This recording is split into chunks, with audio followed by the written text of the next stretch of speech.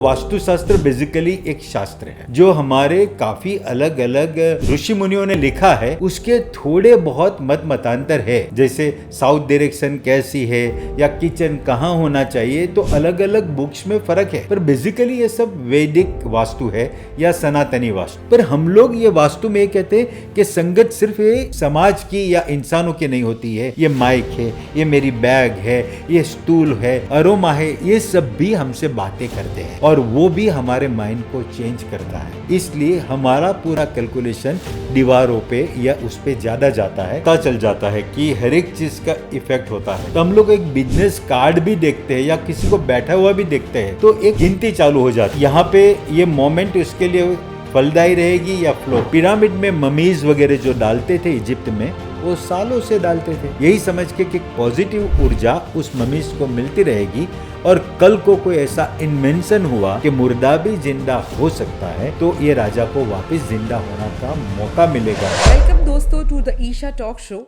आज के हमारे जो गेस्ट है वो है vastu consultant, occult science master mister Sunil Dabuwala. वो आज हमें बहुत सारे मिथ से क्लियर करने वाले हैं कि वास्तु और एस्ट्रोलॉजी कैसे एक दूसरे से अलग है या एक दूसरे से जुड़े हुए हैं। So let's not waste our time and welcome mister Sunil Dabuwala.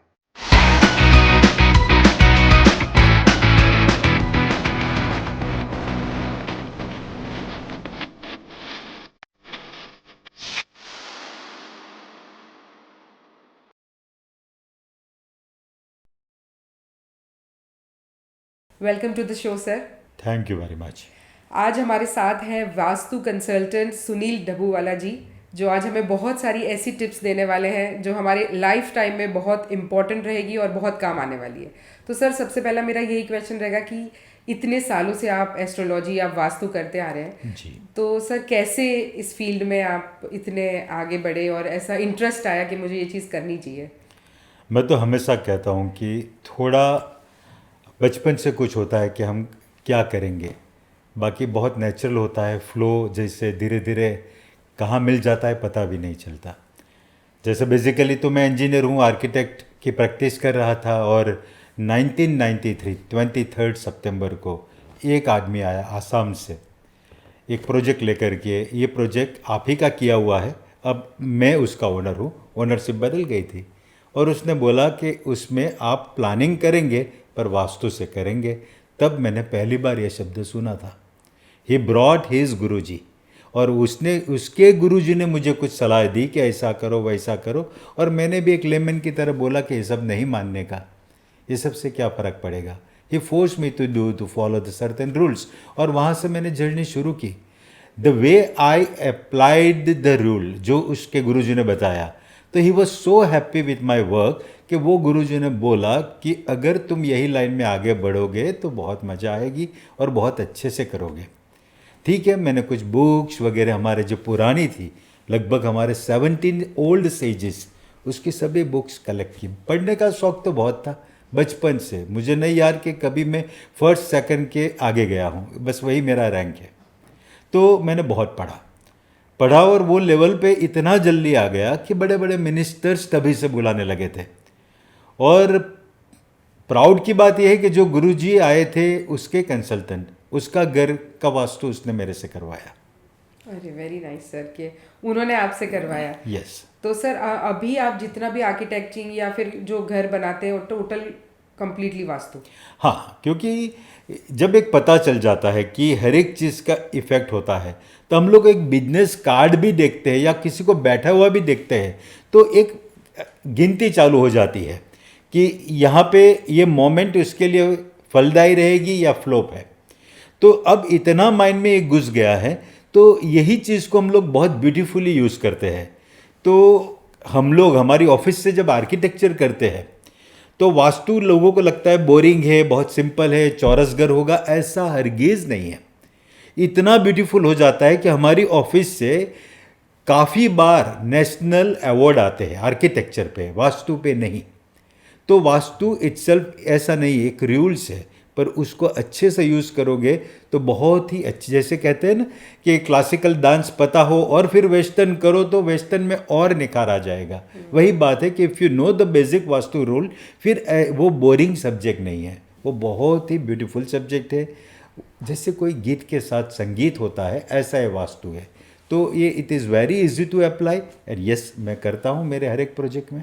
Ji ji sir. तो सर कौन सी मेथड आप यूज़ करते हैं? देखो, वास्तुशास्त्र बेसिकली एक शास्त्र है जो हमारे काफ़ी अलग अलग ऋषि मुनियों ने लिखा है। उसके थोड़े बहुत मत मतांतर है, जैसे साउथ डायरेक्शन कैसी है या किचन कहाँ होना चाहिए, तो अलग अलग बुक्स में फ़र्क है। पर बेसिकली ये सब वैदिक वास्तु है या सनातनी वास्तु है। आजकल उसमें मॉडर्नाइजेशन बहुत हो गया। किसी ने पिरामिड्स का यूज़ उसमें घुसेड़ दिया और पायरा वास्तु कर लिया, या किसी ने अपने आप किसी को महावास्तु या ऐसे ऐसे अलग अलग नाम, एस्ट्रो वास्तु नाम बहुत देते हैं। पर ये कोई मेथड नहीं हुई, ये अपनी बिलीफ को, जैसे कोई भी पंथ हो, एक जैनिज़्म है, इसमें कोई 13 लोग ने कुछ बिलीव कर दिया, 13 पंथी पंथ हो गया। ऐसे कोई दिगंबर, कोई श्वेतांबर, ऐसे बेसिकली महावीर स्वामी एक ही थे और 24 तीर्थंकर एक ही थे। वैसी ही बात है। तो बेसिक तो एक ही वास्तु है और उसको अपने अपने हिसाब से अलग अलग लोगों ने समझ के अपना अपना नाम देने की कोशिश की है। तो उसको मैं कोई अलग मेथड नहीं कहूँगा। हाँ, जो फेंग शुई है चाइनीज़, वो एक तड़के की तरह है। जैसे हम बेसिक रसोई बनाए, फिर उसमें तड़का या उसका डेकोरेशन जो भी करते हैं, तो दोनों मिला के चीज़ें और अच्छी लगती है। जैसे एक लोचा ले लो, इसके ऊपर आपने चीज़ डाल दी या इसके ऊपर आपने कोई और चीज़ से सजाया, तो वो उसका अलग अलग नाम हो सकता है। तो फेंग शुई भी खराब नहीं है, गलत नहीं है, पर सही इस्तेमाल होना चाहिए। बाकी मैं कोई भी इंस्ट्रूमेंट और आपका नेगेटिव एनर्जी आया, रोड लेके घूमना, रोड टर्न हो गया, ये सब बातों में मैं नहीं मानता। मैं ये नहीं कहता कि ये जियोपैथिक स्ट्रेस नहीं है। लोग जियोपैथिक स्ट्रेस के नाम पे आजकल बहुत निकले हुए हैं, पर जियोपैथिक स्ट्रेस ढूंढने के लिए क्वालिफिकेशन चाहिए। जैसे कोई सर्जन से आप ऑपरेशन करवाओगे तो बेसिकली एमबीबीएस के बाद पोस्ट ग्रेजुएशन की है तो बराबर है। हर तीसरा आदमी, एक आदमी डॉक्टरेट लगाता है। हमारे ग्रुप में ही था। मैंने बोला डॉक्टरेट कैसे लगा रहे हो? तो बोले मैंने मड थेरापी का कोर्स किया था, शरीर पे मड लगा के सो जाने का, और उसने बोला कि अब तुम डॉक्टर लगा सकते हो। 10 दिन का कोर्स मैंने कर लिया था। वैसे ग्रेजुएशन किस में? नहीं, मैंने तो 10th के बाद क्लास छोड़ दिया था। तो ये हमारा समाज की एक दुविधा है कि ऐसे लोग अपने आप को डॉक्टर कहते भी हैं, अपने कार्ड में भी लगाते हैं और लोग मान भी लेते हैं। तो ये गलत बात है। सर जैसे अब आप मेथड यूज़ नहीं कर सकते, तो अगर आपके पास कोई आता है, अगर जैसे मैं आई आपके पास, अगर आपको मुझे बताना है कि मेरे लिए सबसे बेस्ट क्या है और मैं क्या चीज़ें कलर पहन सकती हूँ, मैं कौन सा नंबर यूज़ कर सकती हूँ, तो आप कैसे जज करते हैं सर? एग्जैक्टली दर्जी जैसा काम है हमारा कि एक दर्जी के पास कोई आता है कस्टमर, तो उसका नाप लेता है। हमारा नाप लेने का तरीका है, एक तो उनके पास थोड़ी बहुत हम लोग क्वेश्चन आंसर्स करेंगे, लाइफस्टाइल पूछेंगे जी। तो हमको पता चलेगा वो सुबह कितने बजे उठता है, रात को कितने बजे सोता है, वो खुद के लिए काम करता है या पब्लिक के लिए काम करना ज़्यादा पसंद करता है। ये सब बातें भी हम कंसीडर करते हैं। और फिर सबसे उसको अगर अंदर से जानना है तो horoscope. Horoscope is a very beautiful science, वो भी एक साइंस है। तो आपकी बर्थ डिटेल अगर पता है, सही से पता है, तो उससे भी काफ़ी चीज़ पता चलती है कि आपका बॉडी का वो नाप कैसा है, जिसके हिसाब से मुझे आपको सजेशन देना है। तो फिर हम लोग सजेशन देते हैं, कलर्स, डायरेक्शन, घर का कौन सा कमरा, बहुत सारी चीज़ें, शेप्स है, अरोमा है, काफ़ी सजेशन होरोस्कोप से आ जाती है। ओके सर, तो आप उनका एक एनर्जी कार्ड जैसा कुछ बनाते हैं? Energy chart energy chart, okay. तो उसमें वो सारी डिटेल्स आ सकती है सर। तो अगर सर मैं बोलूं कि अभी हमको लाइव अगर आपको कोई बर्थडे दें तो एक आप एनर्जी चार्ट मतलब एक क्विक बात हो सकती है कि बेसिकली जो पंच महाभूत कहते हैं कि कोई वाटर एलिमेंट है, कोई फायर एलिमेंट है, तो कहते हैं ना कि आदमी जो चाहे वो उसको मिल सकता है। कोई गाना था, गाना का लिरिक्स मुझे याद नहीं आ रहा है, पर लास्ट में एक शब्द बोला था, आदमी सोच तो ले उसका इरादा क्या है। इरादा पता चले तो वो कर लेगा। तो वही बात है कि अगर उसको पता चले कि मैं खुद कौन हूं, तो उसको पता चलेगा कि कहाँ मुझे बेनिफिट होगा, कहाँ नहीं। तो you can ask me any birthday और मैं उसका मेरा ही ले लेते हैं सर, मेरी बर्थडे ही ले लेते हैं। हाँ बताओ आपकी बर्थडे क्या है? जी सर, मैं आपको बुक पेन दूं सर? नहीं, आप ऐसे ही मुझे 19 सितंबर 1989। देखो यही वास्तु की कमाल समझो कि एक लड़की अपनी बर्थडे इतने ओपन इंटरव्यू में देने को तैयार हो गई, जो भी एक अपने आप में मिरेकल है। फिर बोलो 19 सितंबर 1909 19 सितंबर 1989। सो 5 एलिमेंट जो मैं बता रहा था, वाटर, फायर, वुड, अर्थ और मेटल। हाँ। इसमें मेटल को हम लोग आकाश एलिमेंट के साथ और वुड को वायु एलिमेंट के साथ लेते हैं। बाकी 3 सब हमारे रूटीन यूज में है, जैसे भूमि तत्व मतलब अर्थ हो गया, जल तत्व मतलब वाटर हो गया। आप जल हैं, आप पानी हैं।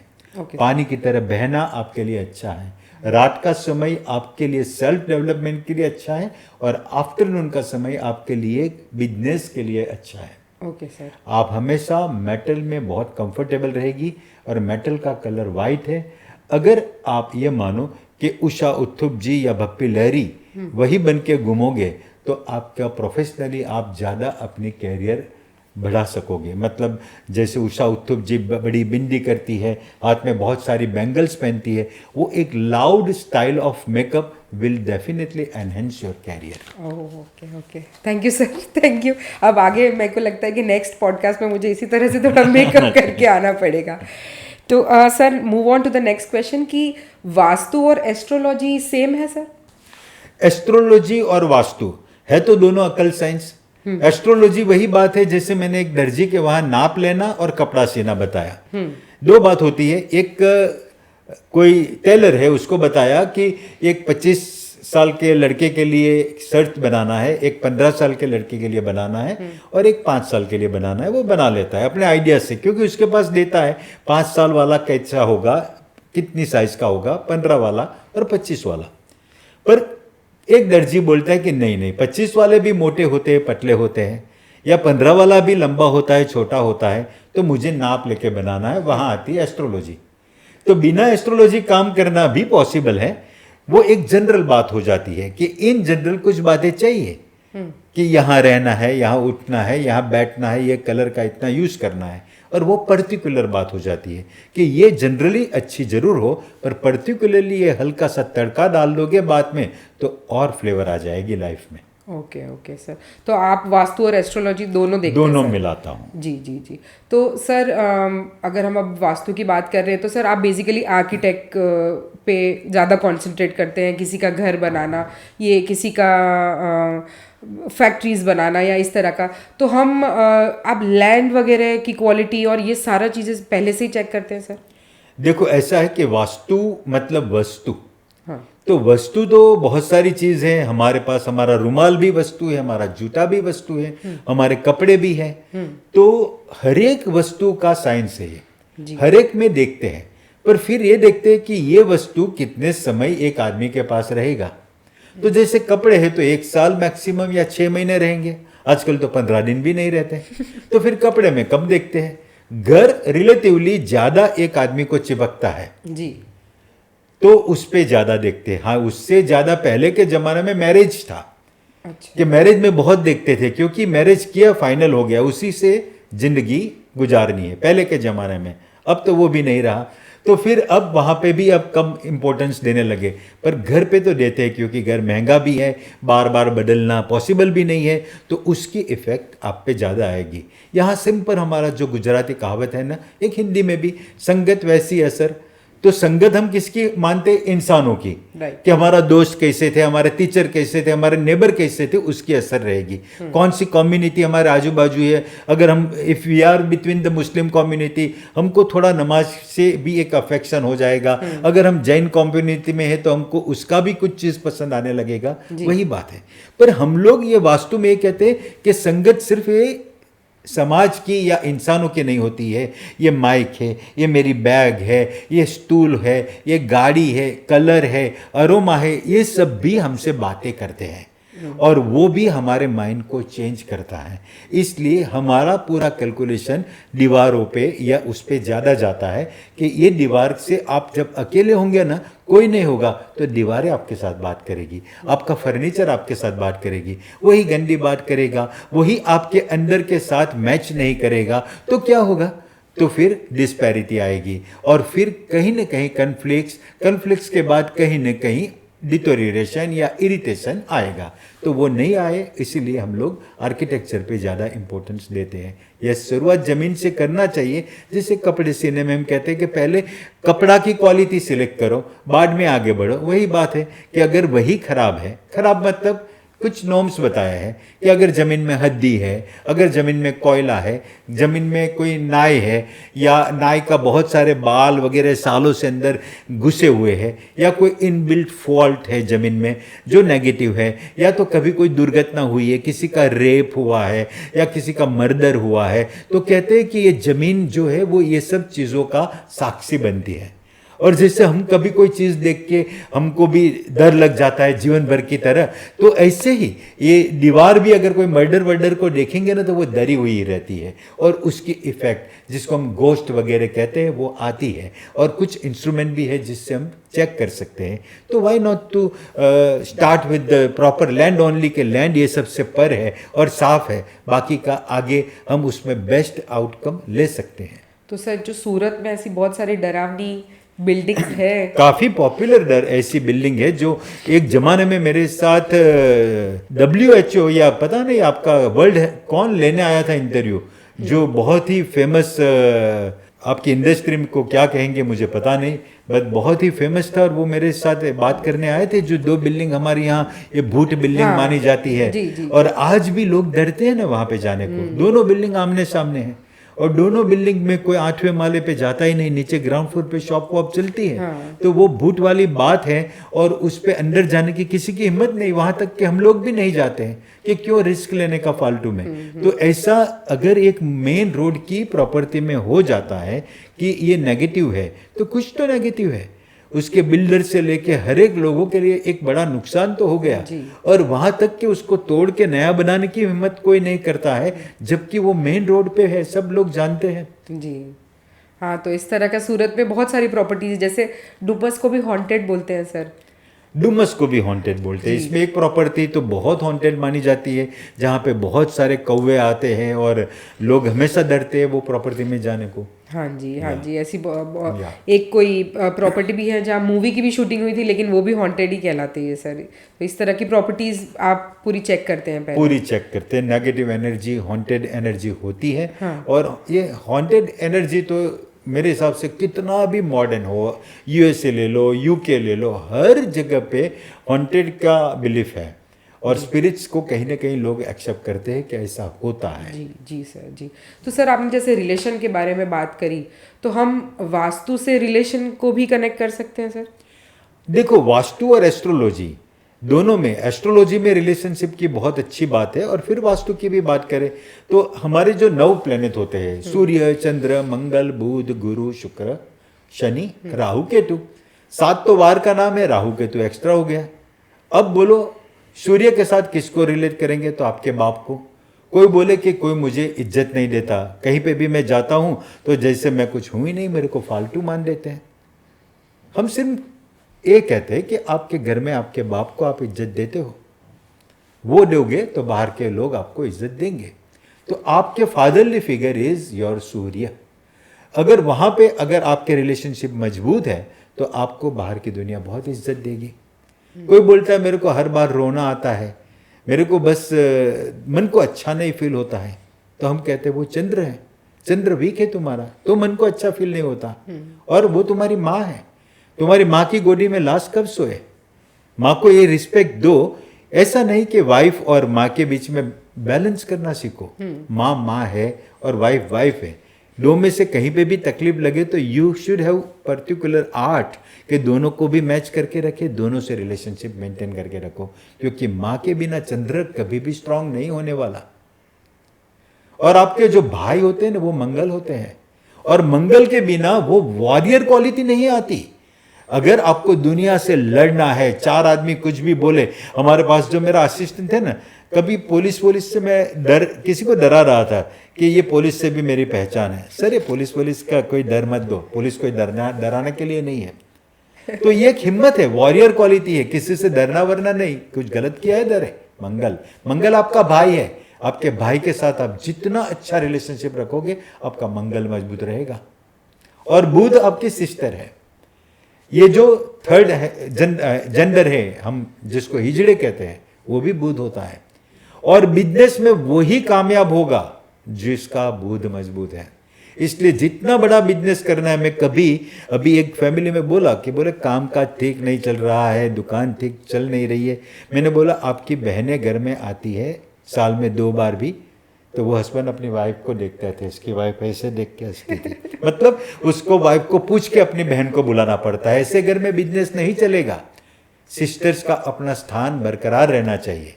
हाँ, अगर कोई सिस्टर मिसयूज करते लगे तो उसका एक अच्छे से टैक्टफुल सॉल्यूशन लाओ, पर बुध आपके सिस्टर है और गुरु आपके टीचर्स हैं।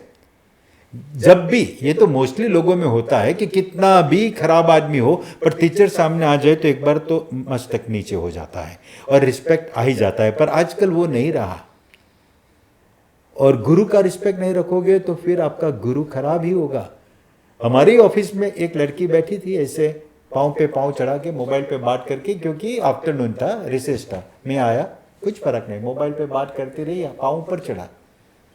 अब उसके लिए तो मैं गुरु फिगर हो गया, क्योंकि एज भी है और रिस्पेक्ट भी है। She is working in my office. बोलना पड़ा कि आपको इतना किसी ने सिखाया नहीं कि जब कोई बड़े आए तो ऐसे पाँव खड़े रख के नहीं बैठते। तो ये गुरु वीक करेंगे, गुरु वीक करेंगे तो हस्बैंड की भी प्रॉब्लम होगी। तो ये रिलेशनशिप को मैं प्लेनेट के साथ जोड़ रहा हूं। और शुक्र लग्जरी तो है, सबको चाहिए। बोले मर्सिडीज चाहिए, ऑडी चाहिए, तो शुक्र को मजबूत करो। और शुक्र को मजबूत करने के लिए बेसिक शर्त है कि आपके वाइफ के साथ कभी अन्याय मत करो। अगर वाइफ को टेक इट फॉर ग्रांटेड ले लिया कि जो होगा होगा, उसको मूर्ख बना के हम गए बैंकॉक और बोला दुबई, तो फिर आपका शुक्र नहीं मजबूत होगा। Then you are not having that luxury. ये आपको लग्जरी मिलेगा ही नहीं। You will not have that luxury. आपको हक भी नहीं है। You are not having that right to get that luxury. ये समझ लो, क्योंकि आपने शुक्र का अपमान किया है। अगर औरत को आपको गंदी नज़र से ही देखना है तो आपका शुक्र वीक ही होगा, ये समझ लो। और ये आप जो भी करते हो, मैं ये करता हूँ, वो करता हूँ, जो भी करता हूँ, मैं ये नहीं कहता कि इक्वल है हस्बैंड एंड वाइफ, पर इक्विवेलेंट है। इक्वल कैसे हो सकता है? वाइफ वाइफ है, हस्बैंड हस्बैंड है, दोनों में बहुत फर्क है। पर कोई नीचा नहीं है, दोनों के बिना कुछ इनकम्प्लीट है, दोनों मिलके ही कंप्लीट होता है। तो यहाँ पे आपका शुक्र हो गया। और आपके नौकर चाकर ये सब शनि हो गया। ये भी लाइफ में बहुत इंपॉर्टेंट है। अगर लोग बहुत बात, हम तो नौकर को बहुत अच्छे रखते हैं। हम जब कुछ समोसे वमोसे होटल ऑफिस में मंगवाते हैं ना, तो पहले नौकर को कहते हैं कि ले दो, तू पहले ले ले, और फिर हम लोग खाते हैं। तो आप तो दोस्तों के साथ हाथ डाल के खाया। नौकर को ये जताया ना कि तू नौकर है, तू अलग ले ले। तुमने नौकर को बताया तुम नौकर हो। अगर हिम्मत है तो उसको बोलो कि हम सब खा रहे, तू भी साथ में खा। तो ऐसे वो शनि को मजबूत करता है। अगर शनि मजबूत हो गया तो फिर देखो कमाल। तो आपको इक्वालिटी और ये जो न्याय, उस पर बहुत फोकस करना है अगर शनि को मजबूत करना है। तो यहाँ पे भी एक और रिश्ता आया। और फिर ये चीज़ जो लेबर, कभी कोशिश की है आपका टॉयलेट खुद साफ करके देखो, गंदे से गंदा पड़ा हुआ है, पर अगर आपका है तो कोई क्यों साफ करेगा? करो खुद साफ, देखो फिर राहु मजबूत होता है। क्योंकि जगत में जितने भी बड़े बड़े कैलेमिटीज हुई है ना, राहु बिगड़ने से हुई है। राहु खुद साफ करना सीखो। नहीं नहीं मेरे को तो सूग आए, अरे तुम्हारा खुद का है, कोई तो करेगा, तुम करो, तो राहु मजबूत होगा ऐसे। और फिर केतु, केतु क्या है? केतु धर्म है। तो धर्म में आप जितने भी अंदर जाओगे और जो भी पंडित वगैरह जो भी है उसके रिस्पेक्ट रखोगे तो आपका केतु मजबूत होगा। तो हर एक रिश्ते के साथ आप एस्ट्रोलॉजी को जोड़ सकते हो। और कहते हैं कि रावण में ये ताकत थी कि सभी ग्रह को मजबूत करे। अरे ये ताकत आप में भी है। आप ये सिर्फ रिश्ते को बैलेंस करके ना सीख जाओ, आपके नवग्रह बैलेंस हो जाएंगे। बहुत ही वंडरफुल बात करी सर आपने कि किस तरह से हम सारी चीज़ें अगर खुद ही करने लग जाएं और रिस्पेक्ट देने लग जाएं सब चीज़ों को, तो हम तो खुद हो जाएगा सब ठीक। जी जी। तो सर हमारी बॉडी भी कनेक्टेड है इन सब चीज़ों से? यस, हमारी बॉडी कनेक्टेड है। बॉडी का अलग अलग पार्ट कनेक्टेड है। जो भी बॉडी के जो भी पार्ट को जो फंक्शन मिला हुआ है उस हिसाब से उसको भी ग्रह के साथ लिया है। पेट को हम लेते हैं गुरु के साथ लेते हैं, तो पेट गुरु है। कभी कहते हैं ना कि भाई जिसका गुरु बहुत मजबूत, मतलब हर एक चीज का प्लस माइनस होता है। कि गुरु बहुत मजबूत, वो बहुत संस्कारी होगा, उसको हर चीज एबंडेंस में मिलेगी, साइज में मिलेगी, वो खुश हो जाता है। बड़ा घर मिलेगा, यस खुश हो गया। बड़ी गाड़ी मिलेगी, खुश हो गया। फिर कहते हैं बड़ा पेट भी मिलेगा, तब ना खुश हो गया। पर हर चीज कॉम्बो होता है। जी जी तो जो इसलिए पहले कहते हैं कि सुख की निशानी होती है बड़ा पेट। तो ये बॉडी का पार्ट भी हमारे उसके साथ पूरा रिलेटेड है। देखो एक यहाँ पे आपको ये देखने का मजा आएगा, ये पूरा पुरुष है। जी सर, और ये पूरे थोड़ा पुरुष को कैमरा को भी हमने दिखाइएगा हमारे। ये अलग अलग राशि के साथ, के मेष राशि को हेड के साथ संबंध है, वृषभ राशि को फोरहेड के साथ संबंध है, मिथुन को गले के साथ संबंध है। आप देख लो ये पूरा, तो हमारा बॉडी का पार्ट और अलग अलग जो राशियां हैं सबको कनेक्शन है। जी, तो ये सारी चीज़ें हमारी कनेक्टेड ही रहती है राशियों के साथ। ओके सर, तो सर अगर अभी आप जैसे बात कर रहे थे रिलेशनशिप के बारे में, तो ये लोग बोलते हैं कि हम हमारी कुंडली देखिए हमारे लड़का नहीं हो रहा है, हमारी कुंडली देखिए लड़की नहीं हो रही है, तो ये सब भी कनेक्टेड है सर? डेफिनेटली, क्योंकि लड़का लड़की नहीं होने के बहुत सारे रीज़न होते हैं। जैसे एक मेडिकल साइंस में बहुत सारे 1 बाय 1 पॉसिबिलिटीज़ देखते हैं कि क्यों ये नहीं हो रहा है। तो पहले तो एक इंडिविजुअल की कुंडली में हम लोग 5th हाउस देखते हैं कि उसका 5th हाउस में कोई ऐसी तो कमी नहीं है ना कि उसको बच्चे ना हो, 1। सेकंड, ये जो मेरी एनर्जी कैलकुलेशन है वहाँ पे देखते हैं कि उसकी कोई एनर्जी बहुत ज़्यादा वीक तो नहीं हो रही है कि जो उसके बॉडी में कुछ शुक्राणु वगैरह कम पैदा करे। ऐसे फिर इंडिविजुअल में हस्बैंड का देखो, वाइफ का देखो, दोनों इंडिविजुअली स्ट्रांग है, कभी कॉम्पिटेबल नहीं होते हैं। तो वो देखने का, जिसको मिलाप कहते हैं कि गुण मिलाप करो, गुण मिलाप वही तो बात है कि इसमें सभी का मेल देखते हैं। मांगलिक है तो सामने मांगलिक है कि नहीं, दोनों का योनि मेल है कि नहीं, ये सब देखते हैं। तो ये सब देख के बच्चा होगा या नहीं वो नक्की होता है। फिर बच्चा मेल होगा फीमेल होगा, तो वहाँ पे भी यही देखते हैं कि उसके 5th हाउस में कौन से प्लेनेट है। कुछ प्लेनेट है जो ज़्यादा मस्कुलाइन है, कुछ प्लेनेट से जो ज़्यादा फेमिनाइन है। अब मंगल का इतनी मैंने बात कर दी कि मंगल बहुत वॉरियर क्वालिटी है, ये है, तो समझ जाना कि वो मस्कुलाइन है। अब चंद्र की इतनी बात कर दी कि सुख है, गाना गाना, माँ का लैप, तो फिर वो फेमिनाइन है। अगर 5th हाउस में फेमिनाइन स्टार है तो उसको बच्ची होने का चांस ज़्यादा है। और वो तो ऐसे, तो ये एस्ट्रोलॉजी और मेल फीमेल जेंडर उसका रिलेशन तो है। जी जी, तो सर ये साढ़े साथी की जो बात करते हैं हम, ये बहुत बड़ा टॉपिक है, हम अभी इस पॉडकास्ट में तो पूरी बात कर नहीं पाएंगे। बट अगर मैं पूछूं आपसे कि साढ़े साथी अगर लोगों की लग जाती है तो बोलते हैं कि बहुत आपका लो टाइम आ जाता है, तो ये क्या सही है सर? देखो ऐसा है कि साढ़ा साथी मतलब शनि, और शनि कोई न कोई राशि में तो होगा, क्योंकि ब्रह्मांड में 12 राशि है और हर एक प्लेनेट घूमते हैं। हर एक प्लेनेट घूमते हैं, तो शनि कोई एक राशि में तो होगा। शनि इतना धीरे धीरे चलता है कि 2.5 साल एक राशि में रहता है, धीरे धीरे चलता है। मैं सिर्फ रिलेटिव बताऊं, जिसको न्यू कमर हो उसको पता चले कि चंद्र बहुत फास्ट चलता है। रोज चंद्र अपना 2.5 दिन में राशि बदल देता है। इसलिए हम कहते हैं कि आज मकर राशि है तो 2.5 दिन के बाद बोलेंगे कि आज नेक्स्ट राशि हो गई, कुंभ राशि हो गई। ठीक है, तो चंद्र की राशि एक राशि से दूसरी राशि में 2.5 दिन में, और शनि 2.5 साल में बदलता है। अब शनि जो राशि में होता है उसका तो वो प्रभाव डालेगा ही, क्योंकि वो स्त्रीक है, न्यायाधीश है। तो ऐसे मानो कि अगर कोई घर में सासू माँ रहने आई और सासू माँ बड़ी स्त्रीक है, तो वो देखेगी कि ये चीज़ गलत क्यों पड़ी है, यहाँ कचरा क्यों पड़ा है, ये सब। अगर बहू ये सब संभालती है कि सासू माँ को क्या क्या तकलीफ हो सकती है, वो केयर कर लेगी, तो सासू माँ खुश है। तो शनि जिस घर में है, जिस राशि में है, उस राशि में साढ़ा साथी कहते हैं, मतलब शनि खुद आ गया है और उसको बुरा लगे ऐसा कुछ मत करना। पर शनि कभी भी किसी को फालतू दंड नहीं देता, वो सबसे बड़ा न्यायाधीश है। तो अगर आप हर एक चीज़ में ऊपर वाले को पहचान के करोगे, छोटे से बड़े सभी की हित देखोगे, तो शनि नाराज नहीं होने वाला। और शनि खुद के घर पे तो ये रखेगा ही पहरा घर, पर उसके आगे और पीछे भी वो रखता है। मतलब अगर शनि अभी वृश्चिक राशि में है तो वो एक घर पीछे तुला राशि हुई, और एक घर आगे कुंभ राशि हुई। तो वही बात है कि सासू माँ अपने घर में आई तो थोड़ा अड़ोस पड़ोस पे भी ध्यान रखेगी, नज़र तो इतनी जाएगी। तो ये 3 लोगों को संभाल के रहने का, तो धाई धाई धाई मतलब टोटल 7.5 साल शनि उसी एरिया पे ध्यान देगा, इसलिए उसको 7.5 ही कही गई है।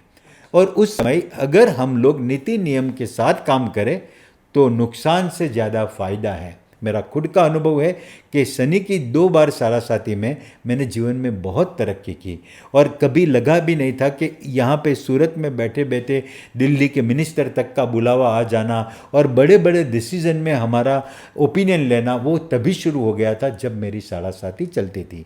तो मैं तो यही मानता हूँ कि वो न्यायाधीश हैं, वो देख रहे हैं। अगर आप कुछ भी करो वो गलत भी हो सकता है, पर आप जानबूझ के गलत मत करो। अगर आप मानते हो ये सही है तो शनि को कोई नाराजगी नहीं है, पर आपको पता है कि गलत है पर मेरे कुछ पर्सनल बेनिफिट के लिए मैं कर रहा हूँ, वहाँ पे शनि का चाबुक आएगा। वही है। तो सर साढ़ासात वो 1-2 एग्जाम्पल हमें भी दीजिए ना, ऐसे जो आप कह रहे हैं मिनिस्टर वाले, और आपने ऐसी कोई जो लोग नहीं मानते हों कि वास्तु वस्तु कुछ नहीं होता और फिर आपने कुछ किया और वो मानने लग गए। पहले तो अगर कोई नहीं मानता है जी। तो अगर एस्ट्रोलॉजी हम जानते हैं तो उसी में लिखा हुआ होता है कि ये आदमी नहीं मानेगा अकल साइंस में, या इसी में लिखा हुआ होता है कि उसको अकल साइंस पे बहुत ही भरोसा होगा। तो पहले तो उसका कसूर ही हम नहीं कहते कि उसका कोई कसूर है। अच्छा, मैं कहीं पे घूमने जाऊं तो मैं उसी के साथ घूमना पसंद करूंगा जो वास्तु में नहीं मानता, क्योंकि जो मानता है वो तो मेरी गुमनाही खत्म कर देगा, वो तो वहां पे भी हर पल यही पूछेगा। तो जो नहीं मानते वो लोग बुरे नहीं हैं, पहली बात ये समझ लो। पर फिर भी मैं उनको एक राय देता हूं कि बिना माने भी उनको वास्तु करने देना चाहिए, अगर आर्किटेक्चरली वो कॉम्प्रोमाइज नहीं करता है। क्योंकि अगर वो नहीं मानता है, एक आदमी ने मुझे ये बोला था, एक आर्किटेक्ट का एग्जाम्पल देके, कि वो आर्किटेक्ट ने अपना घर का दरवाज़ा चेंज किया और 15 दिन में उसका मृत्यु हो गया। इसलिए मैं मानता हूं कि वास्तु जैसा कुछ नहीं है। उसने मुझे एक इंटरव्यू में पूछा, मैंने बोला यस, अगर आप ये मानते हो कि वास्तु जैसा कुछ नहीं है तो फिर दरवाज़ा चेंज करने से मृत्यु कैसे हो सकती है? तो फिर मृत्यु का दरवाजा चेंज करने से रिलेशन है अगर आप ये कहते हो, मतलब वास्तु जैसा कुछ है। चाहे उसका वास्तु कंसल्टेंट गलत हो सकता है पर आप मानते हो, तो वो बोला ये बात तो सही है। तो यही बात है। तो लोग कभी नहीं मानते, टाइम आता है माने भी, पर नहीं भी मानते तो भी एक बार ट्राई के लिए मेरा ये राय है कि हम लोग क्या कहते हैं कि कोई आदमी पूछे कि ये समंदर है, ये नदी है, उसमें तैरना कैसे चाहिए? तो हम लोग तो कहते हैं देखो नदी इस तरफ जा रही है तो इसी डायरेक्शन में तैरो, आराम से तैर लोगे। फिर एक आदमी बोला यार मैं रोज इतना स्विमिंग करता हूँ, इतना मस्त स्विमर हूँ, देखो मैं उल्टा तैर के दिखाऊं। तो हाँ दिखाओ, तो वो तो दिखा भी दिया। सब बोले देखो देखो ये सही पड़ गया, ये उल्टा तैर के दिखा लिया, ये तो गलत बोल रहे थे कि ऐसे ही तैरो। मैं बोलता हूँ कि ठीक है, अब दूसरी बार तैरो, तीसरी बार तैरो, देखो उल्टा तैरने वाला कहीं ना कहीं थकेगा, सीधा तैरने वाला फ्लो के साथ जाता रहेगा, चाहे वो हिलना बंद भी हो गया तो भी फ्लो उसको आगे ले जाएगा। तो ये लॉन्ग टर्म अंडरस्टैंडिंग है। उस शुरू में तो वही दिखेगा कि मैंने कर दिखाया, तो उसको टाइम ही उसकी मेडिसिन है।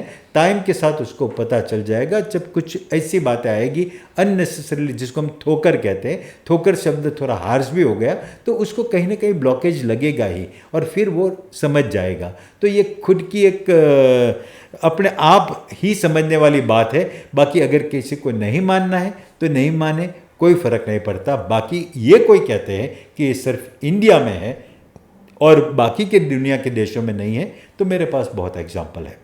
सर 1-2 एग्जाम्पल दीजिए। जैसे आप मानो कि रानी एलिजाबेथ का जो लंदन का महल है, इसमें कहते हैं कि वो जो रावण या क्या उसकी बर्ड होता है कुछ काले, उसका नाम मोस्टली तो रावण ही है, वो संख्या होती है, बोले उसकी संख्या कम हो गई और राजा की डेथ होगी। तो वो लोग दूसरे तैयार रखते हैं कि अगर एक बीमार हुआ तो उसको मरने नहीं देते, उसको छोड़ देते और तुरंत रिप्लेस कर देते, 1 मिनट का गैप नहीं करते, क्योंकि दे स्ट्रांगली बिलीव कि उसकी संख्या कम होने से वहाँ राजा की डेथ होगी। आज भी रानी एलिजाबेथ के महल में यही चालू है सिस्टम। हमारा ये जो व्हाइट हाउस है अमेरिका में, उसको ईस्ट एंड वेस्ट दोनों बाजू से ओपन है। और जो भी वहां पे नया मिनिस्टर इलेक्ट होके आता है, उसके बर्थ डेट की एनालिसिस होती है and they see whether it falls in east group और वेस्ट ग्रुप, और उस टर्म में वहां का दरवाजा खोला जाता है। व्हाइट हाउस में क्या मानते हैं? पिरामिड। पिरामिड में ममीज वगैरह जो डालते थे इजिप्ट में, वो सालों से डालते थे, यही समझ के कि पॉजिटिव ऊर्जा उस ममीज को मिलती रहेगी, और कल को कोई ऐसा इन्वेंशन हुआ कि मुर्दा भी जिंदा हो सकता है, तो ये राजा को वापस जिंदा होने का मौका मिलेगा। तो हजारों साल पहले मरे हुए राजा रानी को पिरामिड के अंदर रखे हैं, जिसकी बॉडी में इतना भी डिटोरिएशन आज तक नहीं आया। मतलब वैसे के वैसे लगे अभी बोल देंगे ऐसा। राइट। तो ऐसी बिलीफ हर जगह पे कोई ना कोई है। आप थाईलैंड में जाओ तो वहाँ पे भी नेगेटिव एनर्जी को वाटर ऑफ करने के लिए आप देखते ही वाटर ऑफ करने के लिए रास्ते पे कुछ ना कुछ रखा हुआ होता है। हर घर में एक एलिमेंट रखते हैं जो नेगेटिव एनर्जी को घर में नहीं आने देते। तो ये चाइना तो है, चाइना में तो फेंग शुई है ही। वहाँ पे हर चीज़ मतलब एनहेंस करने के लिए, भाई बच्चे को एनहेंस करने के लिए यहाँ पे आप मकर रखो, मकर मतलब मगरमच्छ रखो, या कहीं पे आप मेंढक रखो, या कहीं पे लाफिंग बुद्धा रखो। ये सब बातें चाइना में तो बहुत ब्रॉडली मानते हैं। तो सर ये जो ईयर होता है, स्नेक ईयर, डॉग ईयर, तो ये सारे भी वो अपनी अपनी एक कैलकुलेशन होती है जी। भाई। यस, ये जो स्नेक डॉग वगैरह में एक क्वालिटी होती है। जैसे हम बेसिक डॉग ऑनेस्ट होता है, तो वो ईयर में कहीं ना कहीं ऑनेस्टी के साथ, अच्छा, अगर ओके। कैट है तो कैट कनिंग होती है, Cunning, हाँ, तो वो कनिंग के साथ कुछ न कुछ रिलेशनशिप Connect होता होता है। है, ओके। तो यहाँ पे यही बात है कि ये एनिमल के साथ एनिमल का स्वभाव का साथ है। सांप जहरीला होता है तो स्नेक ईयर जहरीला ईयर है, Right. बार बार आपको डंक लग जाएंगे, आपको संभालना पड़ेगा ऐसा। जैसे ऑक्स हो गया तो ऑक्स बहुत मेहनती है, तो उस साल आप बहुत मेहनत करोगे। हाँ। ऐसे जैसे डॉग आ गया तो डॉग ईमानदार है, जैसे हाथी आ गया तो एलिफेंट में हम ये कहते हैं कि गरिमा से चलो। लायन आ गया तो दुनिया को दबा के और एक प्रभाव डाल के वो अपने आप टॉप पे रहने की कोशिश करेगा। जी। तो ये एनिमल का स्वभाव हमारे यहाँ वास्तु में भी हम लोग आई गिनते हैं, लंबाई चौड़ाई का रेशियो, और वो रेशियो अलग अलग करते हैं। जैसे अगर लंबाई किसी की x हुई और चौड़ाई y हुई, तो हम कहते हैं कि x divided by y should be 1.618, तो उसको हम लोग कहते हैं गोल्डन रेशियो। जी। अगर ऐसे रेशियो में काम करो तो आपको बहुत मज़ा आती है, और उसको हाथी भी कहते हैं। ऐसे लोग हाथी की तरह रहते हैं, मतलब जहाँ जाए इज्जत बेर रिस्पेक्ट से रहते हैं। ये गोल्डन रेशियो कहाँ तक पता है? हम लोग, जब मैं जर्मनी गया था वहाँ आर्किटेक्ट को भी पता है, मैं साउथ अफ्रीका गया था उसको भी पता है, एवरीबडी। आप नेट पे भी देखो, golden ratio is believed and known everywhere in the world. तो ये 1.618 रेशियो है जो हाथी है। तो ऐसे बस वही बात, स्वभाव और संगत वैसी असर। तो अगर आप हाथी वाले कमरे में रहोगे तो आप भी हाथी की तरह बनोगे, आप लायन वाले कमरे में रहोगे तो आप भी लायन की तरह रहोगे। और हाथी और लायन में कौन अच्छा कौन बुरा? सब लोग अच्छे, पर क्या क्वालिटी है लायन की डराने की, लड़ने की, हाथी की गरिमा से चलने की, प्रॉस्पेरिटी देने की, या ऑक्स की दूसरों की मदद करने की, चापलूसी करने की, दूसरे के लिए मदद करने की। तो ऐसी क्वालिटी में आपके लिए कौन सी क्वालिटी फिट होती है वो देख के आप उस पर जा सकते हो। जी। तो सर वाटर बॉडीज कैसे कनेक्टेड है? देखो, बेसिक एलिमेंट अर्थ है जिस पे पूरी पृथ्वी है। पृथ्वी है तो हम सब रहते हैं, तो अर्थ एनर्जी तो रहेगी ही रहेगी। सर। बाकी ये जो एलिमेंट है, जो पंच महाभूत हम कहते हैं, वाटर, वुड, फायर और मेटल, ये सब एनर्जी हमारी लाइफ को कंप्लीशन देती है। जी। उसका थोड़ी थोड़ी मात्रा चाहिए। इसमें सबसे ज़्यादा वुड चाहिए, सब जानते हैं। इसलिए हम कहते हैं कि जंगल मत काटो। जितने जंगल है वुड एनर्जी है, जितनी हरियाली है अपने घर को हरा भरा रखो, आपके कॉरिडोर को हरा भरा रखो। कुल मिला के दूसरी एनर्जी जिसको वुड है वो अर्थ के बाद इम्पोर्टेंस दिया गया है, पर वो भी अर्थ जितना नहीं। अगर अर्थ 90% है तो वुड की रिक्वायरमेंट कुछ 5-7% रहेगी। आप ऐसी कल्पना नहीं कर सकते कि पूरे रोड पे भी घास उगा हो, पूरे रोड पे भी जंगल उगा हो, बिल्डिंग की जगह पे हम पेड़ पे रहे, ऐसा नहीं। रहना तो बिल्डिंग में ही है। तो ये जो सेकंड एनर्जी है उसका इतना है। जैसे ये कमरे में एक गमला पड़ा हुआ है, तो कमरे की टोटल चीज़ों के सामने उसका 1% आप गिनो या आधा % गिनो। वुड के बाद मेटल की कुछ चीज़ें भी होनी चाहिए, तो वो तो होती ही है भाई। मेटल के कुछ घड़े हो गए, मेटल के कुछ शो पीसेस हो गए, वाइट कलर को मेटल कहते हैं, राउंड चीज़ें हो गई, थोड़ी बहुत होनी चाहिए। वो भी बहुत ज़्यादा ये राउंड वो राउंड तो ओवर हो गया तो नहीं चलेगा, ठीक है। अब आ गया कौन सा बाकी, फायर एलिमेंट। फायर एलिमेंट में कहते हैं दिया जलाओ, ये जलाओ, घर को सुकून होता है, अच्छा रहता है। पर अगर आप ऐसी कल्पना करो कि शादी में जैसे दिया होता है या दीपावली पे जैसे दिया होता है, ऐसा रोज हर एक जगह पे, रास्ते में हर जगह पे होगा तो अच्छा लगेगा नहीं। तो उसकी भी लिमिट होती है।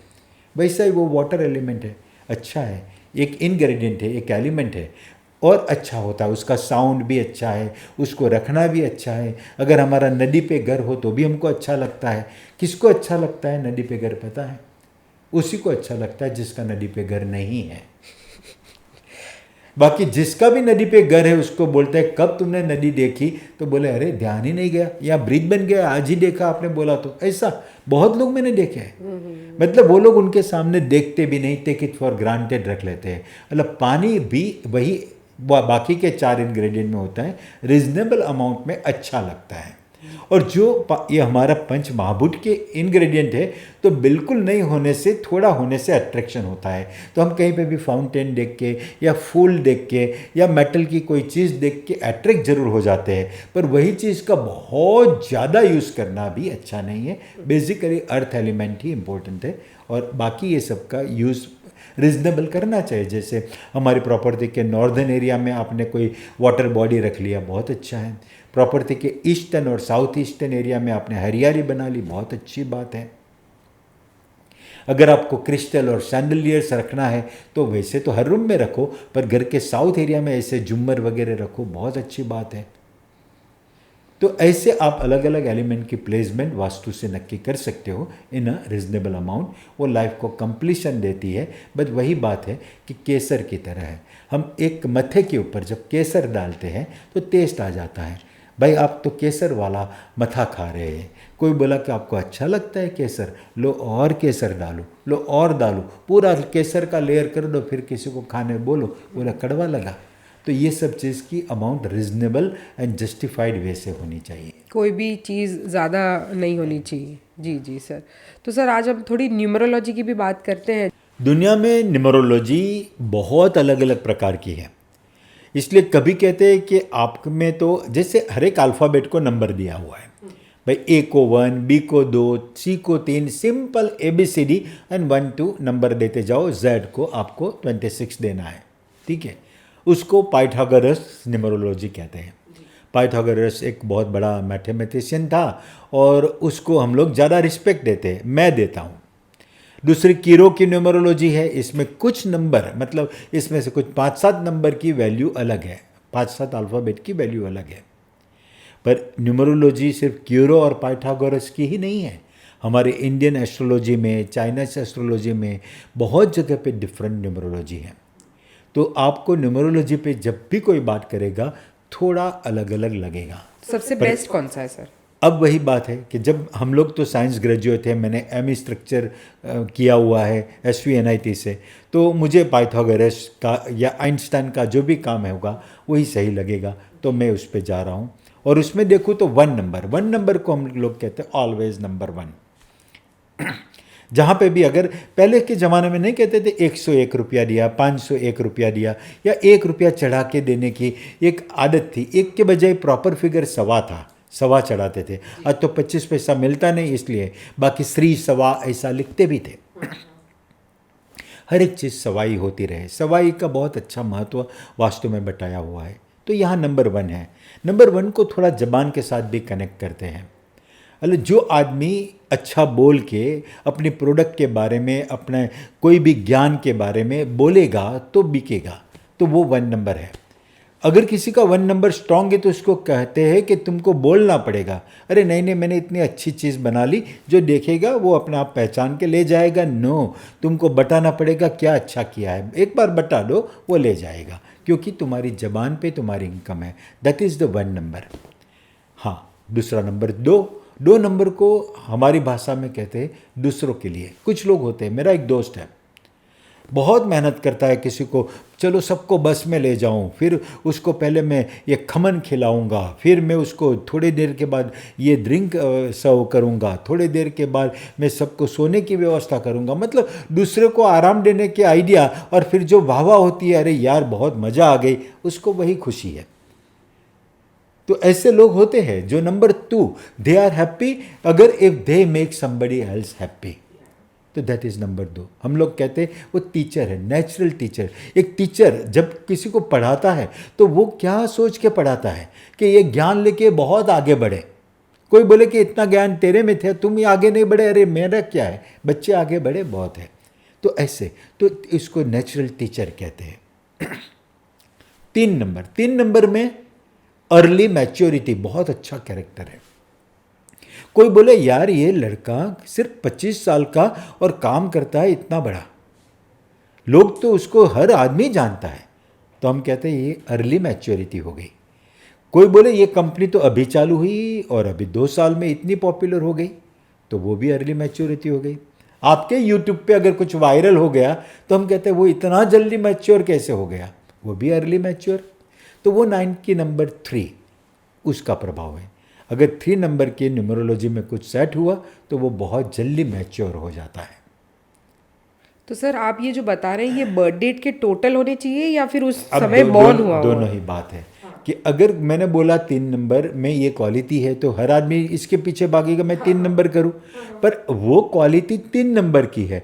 3 नंबर आपके लिए लकी है वो मैंने अभी तक नहीं बताया। तो ऐसे एक दुकान में 10 चीज़ पड़ी है इसमें से, या एक मेडिकल की शॉप में 10 चीज़ पड़ी है, तो सबकी अलग अलग क्वालिटी है कि खांसी मिटाता है, ये उल्टी मिटाता है, पर ये सब पी नहीं लेना है, आपको देखना है कि आपको बीमारी कौन सी है, आपको क्या सूट होता है। ये बात एक दूसरा सब्जेक्ट हो गया। अब नंबर 4 की बात करूं तो वो हमेशा रिस्पॉन्सिबल बहुत है, इतना रिस्पॉन्सिबल है कि उसको पता है कि मेरी माँ के प्रति मेरी ये रिस्पॉन्सिबिलिटी, ये जो मैंने नवग्रह का सिखाया ना कि बहन को ये, बीवी को ये, वो ये सब करता है, उसको बैलेंस करना आता है, उसको ये रिस्पॉन्सिबिलिटी लगती है। तो ये 4 नंबर की खूब, उसको अगर बोल दिया ना कि अगर आप डाकोर में दर्शन करने गए ना तो गोटा खाए बिना नहीं आना। बंदा भूल के स्टेशन पहुंच गया, गोटा खाना रह गया तो वापस जाएगा, यार उसने बोला था गोटा खा के आना है, ये नहीं सोचेगा कि एक दिन नहीं खाया तो दर्शन तो कर लिया ना, पर उसको लगता है कि वो बोला था करना है। That is 4 number.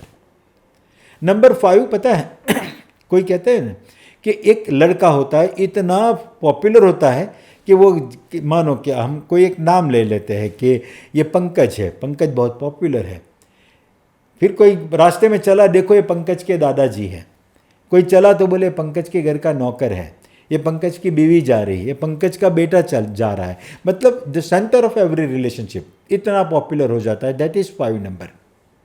5 नंबर वाला बहुत फेमस होता है और काम बहुत अच्छे से करवा देता है, कहीं पे भी घुस गया, और उसके लाइफ में क्या, या तो बहुत अच्छा होता है या तो बहुत बुरा होता है, बीच का कुछ होता ही नहीं। तो वो लोग कभी बहुत टॉप पे जाते, कोई कोई डाउन और कोई कोई डाउन, उसके पूरा उसको जमीन पे, वो सांप सीढ़ी की तरह ही है, ये ऊपर गया ये नीचे आया, तो वो 5 नंबर है। 6 नंबर की क्वालिटी में स्पोर्ट्समैन स्पिरिट है। अगर मेरे सामने कोई दूसरा वास्तु वाला आया और इन पर्टिकुलर नॉलेज मुझे लगा कि वो मेरे से बेटर जान रहा है, और अगर मेरे में ताकत है कि मैं बोलूँ कि यहाँ पे मेरे से बेटर ये जानता है, तो वो स्पोर्ट्समैन स्पिरिट हो गई, वो 6 नंबर वाले में होती है कि यस किसी कोई और भी वर्थ हो सकता है and you should accept it. और वहाँ पे जो हम कहते हैं तो ये 6 number is very good for actual sportsman, कि अगर कुछ भी हुआ तो उसको स्पोर्टिवली यू एक्सेप्ट। 7 नंबर को तो हम सीधा कहते हैं लाली एंड लिपस्टिक, मतलब फैशन बन के बन थन के रहना, यूट्यूब पे देखना नई प्रोडक्ट कौन सी आई, ऑनलाइन ऑर्डर करना, सब 7 नंबर। मर्सिडीज़ की और ब्रांड आ, जैसे उसी के लिए मर्सिडीज़ वाला मेहनत कर रहा है, और एक आ रही है जिसमें ये फीचर आएगा वो फीचर आएगा, वही कैलकुलेशन, मतलब super duper luxury luxury luxury, हर जगह पे आराम की सोचेगा, तो वो 7 नंबर है। हम लोग कहते हैं 7 number is made for Shahrukh Khan और वट एवर, तो वो मतलब हमेशा fashion fashion and too much luxury. 8 number, देखो 8 कैसा है, इन्फिनाइट है, कंटिन्यूस आगे बढ़ता रहता है, पर उसके पिक बदलते रहते हैं, ऊपर नीचे। तो 8 नंबर के पिक बहुत बदल रहते हैं, मल्टीपल बिजनेसेस। अगर कोई आदमी इसमें भी उसमें भी एक्सेल करना चाहता है तो 8 number is a good option. अगर कोई एक जगह पे स्टिक नहीं रह के आराम से बह जाना चाहता है, with the time with the demand, बहना चाहिए भी। हम लोग बहुत कहते हैं हर एक चीज़ में एक्सेप्टेंस तो चाहिए। हम ये कहते रहे कि हमारे ज़माने में ये था, नहीं, ये ज़माने में नहीं है, तो जो है उसी को बेस बना के चलो एंड अपने आप को चेंज कर लो, वेरी टाइमली चेंज कर लो, तो आप आगे बढ़ोगे। तो ये 8 नंबर वो कहता है। और बाद में बहुत ही पॉपुलर 9 नंबर, बहुत लोग अपने पैसे के जोर पे 999 ऐसा नंबर लाते हैं। मेरी तो 9 नंबर की गाड़ी है। अरे 9 नंबर तो गांधी जी है, not bad, Gandhi ji note पे भी है, पर खुद ने क्या पहना है, एक धोती पहनी है, शर्ट तक नहीं पहना। तो अगर आपको गांधी जी की तरह पॉपुलर होना है, पर गांधी जी की तरह कष्ट भी अपने आप पे लेना है, जैसे आप चलते जाओ, सेकंड क्लास में मुसाफरी करो, मिनिमम कपड़े पहनो, अपनी ज़रूरियात मिनिमम रखो, और बहुत नाम करो कि यस आप बहुत अच्छे हो, देखो ना कोई ये सब पढ़ी ही नहीं है, तो that type of thing is number 9। तो ये सारे न्यूमरोलॉजी से रिलेटेड है। ये सब न्यूमरोलॉजी, और हर ये एक नंबर का अपना क्वालिटी है, और फिर आपके बर्थडे का सम टोटल किया जाता है, और उसकी फर्स्ट डेट क्या है वो भी इम्पोर्टेंट है, फिर टोटल क्या नंबर आता है वो भी, मतलब anything we count to single digit. जैसे 30 की बर्थडे है तो 3 गिनेंगे, फिर 30 7 61 है तो फिर टोटल गिनेंगे, फिर उसको सिंगल डिजिट पे लाएंगे, और दोनों का इन्फ्लुएंसेस काउंट होता है। और उसके आधार पे ये जो मैंने 9 नंबर का अलग अलग गणित बताया, उसमें से उसको बोलते हैं कि 9 तुम्हारे लिए ये बेस्ट है, और तुम इसी ग्रेड में चलोगे तो बेस्ट है। हमको बहुत लोग कहते हैं यार आप लोग इतना वास्तु जानते हो, थोड़ा बहुत ज़मीन वमीन भी आपको नॉलेज होगी तो आप खुद बिल्डर बन जाओ, खुद बनाओ। But I know my limitation कि मैं यही ठीक हूँ, यहाँ मैं टॉप पे हूँ। भाई अमिताभ बच्चन को एक्टिंग का सब कुछ पता है, पर वी ऑल नो कि जब जब उसने अपना प्रोडक्शन किया कभी सक्सेस नहीं गया। तो वो अपनी फेट है, अपनी फेट को पहचान के आगे बढ़ो। तो इसलिए न्यूमरोलॉजी यहाँ पे इम्पोर्टेंट है, और उसको अगर लेके चलोगे तो अच्छा है। सिंगल अगर आई का डबल ई कर दिया या एक एच ऐड कर दिया, ये सब करके आप आपका लाइफ में काफ़ी चेंज महसूस करोगे। तो सर सिग्नेचर्स भी इम्पोर्टेंट रहते हैं। सिग्नेचर आपका एक पहचान है, कॉम्पैक्ट पहचान है। हम एक छोटी सी बात को एक्सपांड करके देखते कभी कहते हैं जूम करके देखो, तो जूम करके अरे ये तो ये चीज़ है ऐसा नज़र आता है, और उसको कॉम्पैक्ट करो तो वो पता भी नहीं चलता कि यहाँ से क्या निकलेगा। द कॉम्पैक्ट मोस्ट आइडेंटिटी आपके सिग्नेचर है, तो बहुत इम्पोर्टेंट है। और सिग्नेचर पे बहुत वर्क होता है। सिग्नेचर आपकी एनर्जी के अनुसार भी होनी चाहिए। अगर आपकी यहाँ कोई हमारे ये व्यूअर अपनी बर्थडे भेजे ना, तो मैं उनको बताऊंगा कि उनके सिग्नेचर में कर्व्स कितने होने चाहिए, वो ऊंची राइटिंग होनी चाहिए या बॉक्स टाइप के स्क्वायरिश होनी चाहिए, या राउंड कितना बनना चाहिए, ये सब बातें इसमें आती है। काउंटिंग कैसे होनी चाहिए वो भी इसमें आती है। पर एक बात है, सिग्नेचर चढ़ती रखना, कभी भी उतर की सिग्नेचर मत करना, ये खास इंपॉर्टेंट चीज़ है, ध्यान में रखना। और सिग्नेचर को पूरा राउंड तो कभी मत कर देना, क्योंकि अपने आप को अगर आपने एक पेरीफेरी में बांध दिया ना, बस इतना ही, बस खत्म, ये ग्रोथ की लिमिट आपने बांध दी, तो ये ध्यान में मैं रखना। लाइव सिग्नेचर करके दिखाती हूँ आपको। मेरा बहुत ही सिंपल है। एशा सिग्नेचर है, और पहले तो ये चढ़ती है। अब ये चढ़ने के बारे में आपको एक फ्लाइट का नियम बताऊं, रॉकेट कैसे जाता है ऊपर, ठीक है, पर अगर ये 23 डिग्री पे चढ़ता है, डिग्री तो पता होगा ना, देखो ये हमारा एक कोई भी प्रोट्रैक्टर ले लो तो ये हुआ 90 डिग्री, सब जानते हैं, ठीक है। ये मैं देखो 10 20 और 23 डिग्री का ये एंगल हो गया। अगर ये 23 डिग्री पे है तो ये सिग्नेचर बहुत अच्छी चढ़ती है। अब एग्जैक्टली हर बार कोई नापेगा नहीं, पर यस ऐसा की सिग्नेचर लगभग 23 डिग्री की ही है, तो that is a good thing. चलो चढ़ती सिग्नेचर तो हो गई। अब एशा ऊपर जा रही है और लास्ट में ये डॉट, ये लाइन भी ऊपर जा रही है, वो तो बहुत अच्छी बात है। अब उसके नंबर भी देखे, मैं न्यूमरोलॉजी की बात कर रहा हूँ तो ABCDE, ई का 5 आया, S का 1 आया, H का 8 आया, 1 और 1। तो ये नंबर है, मुझे याद है क्योंकि हम लोग रोज़ करते हैं। आप गिन सकते हो A का 1, B का 2 ऐसे करके। तो ऐसा में कितना नंबर आया? 8, 9, 10, 11 और 5, 16। 16 बोले तो 1 + 6, 7 नंबर आया। अब ये 7 नंबर उसके बर्थ डेट के साथ जाता है कि नहीं वो भी देखना पड़ेगा। ऐसा एक बार आपके बर्थ डेट भी बोल ही दो। 19, 19, 1 + 9, 9, 9 अगेन, एंड 19, 89। 89। देखो एक आपको एक ट्रिक दिखाऊं, जब ऐसा समेशन करना हो ना तो जितने 9 आते हैं निकाल दो, कोई फर्क नहीं पड़ता, कैलकुलेशन वही का वही आएगा। 1, 2, 3, 4 निकाल दिया, 8 और 1 9 आया वो भी निकाल दिया, तो बच गया 1। तो ऐसा का नंबर 1 है। ये सिंपल है कैलकुलेशन, कुछ ज़्यादा गुना गणित नहीं है। जितने 9 आए निकाल देने का। ये 1 आया, ये 7 आया, अगर दोनों मैच हो जाता ना तो और मज़ा आता। पर एक बात है कि 2 ग्रुप है हमारे न्यूमरोलॉजी में, एक ऑड ग्रुप, एक इवन ग्रुप, हिंदू मुस्लिम की तरह ही है। 1, 3, 5, 7, 9 ये ऑड ग्रुप है और इवन ग्रुप 2, 4, 6, 8। तो कम से कम ये दोनों एक ही ग्रुप में है, वो फ़ायदा है। एक ही नंबर होता तो और मज़ा आती, पर फिर भी नंबर 7 आया, इसलिए कहीं ना कहीं ऐसा को ये तो लग रहा होगा कि ये लाली लिपस्टिक वाला नंबर तो है। लाली लिपस्टिक। जी जी सर, हाँ तो इसको मैच कर सकते हैं सर, तो एक आ जाएगा। जी जी जी मैं आपको बताऊं एक के लिए क्या करूं। जी सर। सिंपल, देखो ये ऐसा है, 7 का 1 करना है तो मुझे 3 ऐड करना पड़ेगा, सीधी बात है। अब CL या U को हम कहते हैं 3 नंबर है। ABC में तीसरा आया, फिर वापस देखो तो L में कुछ 21 आएगा, तो 2 और 1 3, ऐसे करके CLU में 3 आता है।